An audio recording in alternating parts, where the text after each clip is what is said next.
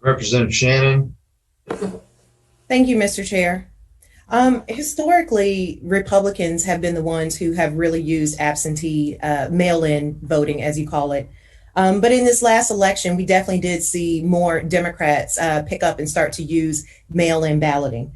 We saw that 65% of Biden's votes in Georgia did come from absentee voting, and we saw that 35% of Trump's voters did use mail-in voting. That's almost 500,000 folks who voted for Trump who actually used mail-in voting.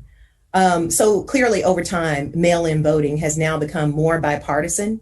And so it just seems kind of odd to me that you are testifying and launching an attack on using mail-in voting, because I just don't remember from other Republicans. I don't remember in general there being such an attack against absentee voting when it was mostly Republicans using it. So it seems to me that this new kind of upspring about Democrats, largely Black and brown voters who are using mail-in voting as of this year so much, it just really seems interesting to me that this is such a hot topic now about why people are using mail-in and exactly the process that goes along with it.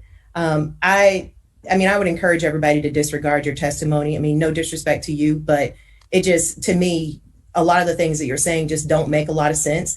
And it is interesting that you did talk about your civil rights credentials and committees and things that you've served on, because you definitely have said things like you think it's okay to write down license plate numbers of voters. That's not true. That's absolutely not true. Never said anything of the like.